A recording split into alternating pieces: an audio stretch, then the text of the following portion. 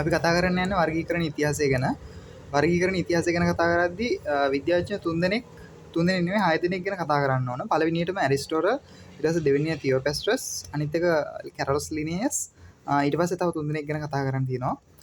මේකෙදි ඇරිස්ටෝටල් ගැන කතා කරද්දී මේ ඇරිස්ටෝටල් තමයි විද්‍යාත්මක පදනමෙන් ජීවීන් වර්ගීකරණය කරපු පළමු තැනැත්තා. එයා කොහොමද වර්ගීකරණය කරේ කියලා බැලුවොත් එයා ශාක සතුන් විදිහට වර්ගීකරණය කරා. මෙයා මේ ශාක ගැන එච්චර මේ කැමැත්තක් දැක්ුවේ නැහැ. ඒ හින්දා එයා සත්තු තවදුරටත් සංචරණ විදි, ප්‍රජනන විදි, රතුරුද්‍රාණු සෛල ඇති නැති බව අනුව වර්ගීකරණය කරා. හරි. මෙන්න මේ ඇරිස්ටෝටල් ගෝලයෙක් හිටියා තියෝපෙස්ට්‍රස් කියලා. එයා මොකද කරේ? ගුරුවරයාට බැරි වෙච්ච දේ. ඒ කියන්නේ ශාක වර්ගීකරණය කරන්න බැරි වුණානේ ඇරිස්ටෝටල්ට. එයා තියෝපෙස්ට්‍රස් කරේ ඇරිස්ටෝටල්ගේ ඇරිස්ටෝටල්ගේ ගෝලයා වෙච්ච තියෝපෙස්ට්‍රස් කරේ ඇරිස්ටෝටල් බැරි වුණ ශාක වර්ගීකරණය කරා. එයා කොහොමද කරේ? ශාක දේහ විලාසය අනුව වර්ගීකරණය කරා, ජීවන කාලය අනුව වර්ගීකරණය කරා. දේහ විලාසය අනුව පැලෑටි පඳුරු වෘක්ෂ ලෙසත්, ජීවන කාලය අනුව ඒකවාර්ෂික, බහුවාර්ෂික, ද්විවාර්ෂික ශාක විදිහටත් එයා වර්ගීකරණය කරා. හරි. ඊට පස්සේ අපි කතා කරන්න යනවා කැරොලස් ලිනියස් ගැන. හරි. මෙයා ගැන කතා කරද්දී මෙන්න මේ කැරොලස් ලිනියස් ඉපදෙනකන් විද්‍යාඥයන්ට ක්‍රමයක් තිබෙන ජීවීන් නම් කරන්න. හරිද? ඒ කියන්නේ ජීවීන් නාමකරණය සඳහා කැරොලස් ලිනියස් ඉපදෙනකන් ක්‍රමයක් තිබෙන්නේ නිශ්චිත එකක්. එක විදි තිබ්බා. හැබැයි විවිධ ක්‍රම තමයි පාවිච්චි කරේ. නිශ්චිත ක්‍රමයක් තිබ්බේ නැහැ. හැබැයි කැරොලස් ලිනියස් තමයි ද්විපද නාමකරණය හඳුන්වා දෙන්නේ. මෙයා උද්භිද විද්‍යාඥයෙක්. ඒ හින්දා ගොඩක් ගනුදෙනු කරලා තියෙන්නේ ශාක එක්ක තමයි. හරිද? එතකොට උද්භිද විද්‍යාඥයෙක් ගස් එක්ක තමයි වැඩිපුර ගනුදෙනු කරලා තියෙන්නේ. ඒ හින්දා මොකද කරන්නේ මෙයා? ශාක වර්ග 6000ක් විතර ටක්සෝන ධූරාවලිය අනුපිළිවෙලකට අනුව සකස් කරනවා. ශාක 6000ක් විතර ටක්සෝන ධූරාවලියකට සකස් කරනවා. අපි බැලුවොත් මොකක්ද මේ ටක්සෝනය කියලා? ඒ ටක්සෝන ධූරාවලිය තමයි මේ විශේෂය ගණයේ ගෝත්‍රය වර්ගය කියන ටක්සෝන ධූරාවලිය. හරිද? මේකට අමතරව දැන් මෙයා මේ සපුෂ්ප ශාක මම කියවනේ මෙයා උද්භිද විද්‍යාඥයෙක් කියලා. ඒ හින්දා මොකද කරන්නේ මේ අර සපුෂ්ප ශාක පුෂ්පයක අඩංගු රේණු ගණන, කීල ගණන යන ආදී ලක්ෂණ පදනම් කරගෙන තවත් වර්ගීකරණය කරනවා. හරි. ඊට අමතරව මෙයා රාජධානි දෙකක් හඳුන්වා දෙනවා ශාක සත්ව. හරි. එතකොට මෙයාට තිබ්බ ධූරාවලි පද්ධතියක්. ඒ කියන්නේ යාට ධූරාවලි පද්ධතියක් තිබ්බ හින්දානේ ශාක වර්ග 6000ක් අර විදියට වර්ගීකරණය කරේ. ඒ තිබ්බ ධූරාවලි පද්ධතියට කියනවා ලිනේස් ධූරාවලිය කියලා. ඒ ධූරාවලිය රාජධානියකින් ආරම්භ වෙලා විශේෂයෙන් අවසන් වෙන ධූරාවලියක්. හරිද? ඒකේ ධූරාවලි මට්ටම් ටික බැලුවොත් රාජධානි, වර්ගය, ගෝත්‍රය, ගණය, විශේෂය කියන දේවල් ටික තියෙනවා. වංශය නෑ. වංශය එන්නේ ලිනේස්ට පස්සේ ඉපදෙන විද්‍යාඥයෙක් හින්දා තමයි මේ වංශය කියන ඒ ටක්සෝනිය මේකට ඇතුල් වෙන්නේ. හරි. අපි යමු ඊළඟ විද්‍යාඥයා මේ කියන්නේ ඊළඟ කෙනා ගැන සලකා බලන්න. හරි. ඊළඟ කෙනා තමයි අර්නස්ට් හේකල් කියන්නේ. හරිද? මේ අර්නස්ට් හේකල්ගේ කාලේ තමයි සුදු ජීවීන් හොයාගන්නේ. හරිද? එතකොට මේ වෙද්දි තිබේ ශාක හා සත්ව කියලා රාජධානි දෙකක් විතරයිනේ. හරිද? මේ එතකොට කැරොස් ලිනේස් හොයාගත්ත මේ ශාක හා සත්ව රාජධානි දෙක විතරයි මේ වෙද්දි තිබ්බේ. හරිද?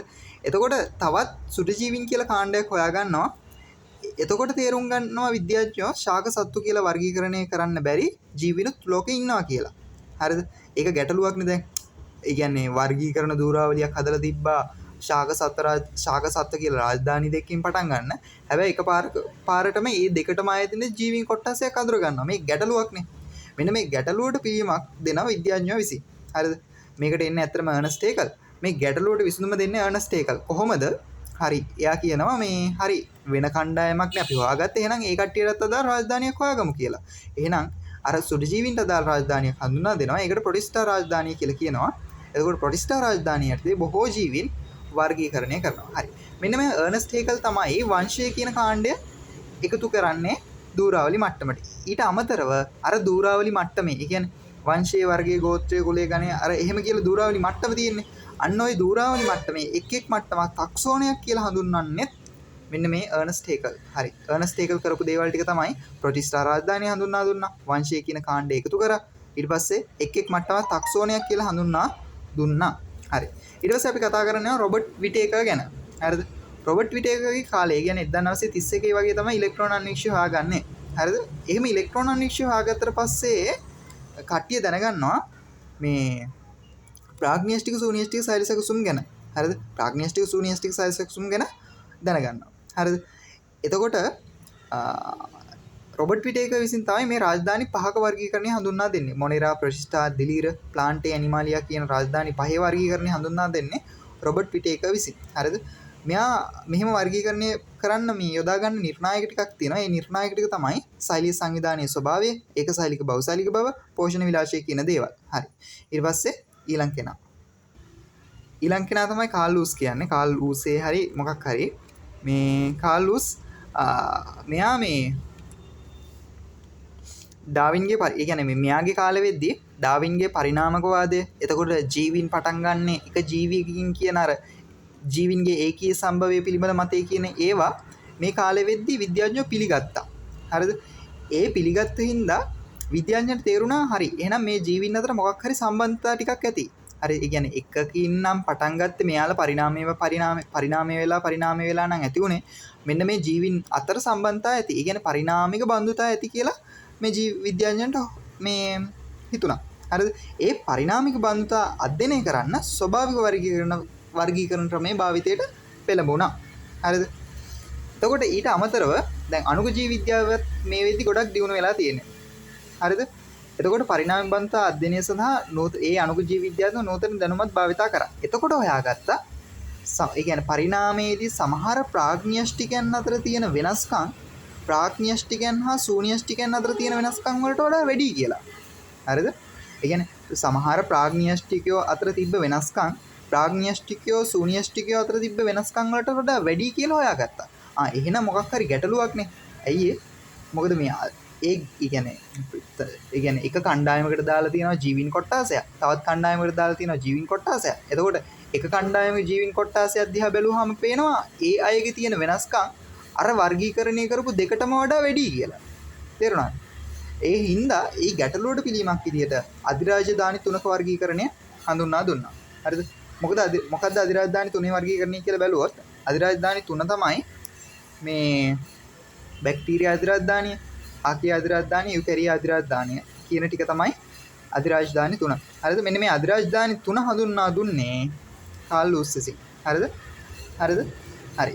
ඊට පස්සේ මෙන්න මේ බැක්ටීරියා අධිරාජධානිය මේ කියන්නේ මේ විදිහට බැක්ටීරියා අධිරාජධානියක් හඳුන්වා දීම තමයි ජෛව ඉතිහාසයේ අර සිදු වූ පළමු ප්‍රධාන වේදනය කියලා කියන්නේ. හරිද? ඒක ඒ විදිහට මතක තියාගන්න. හරි.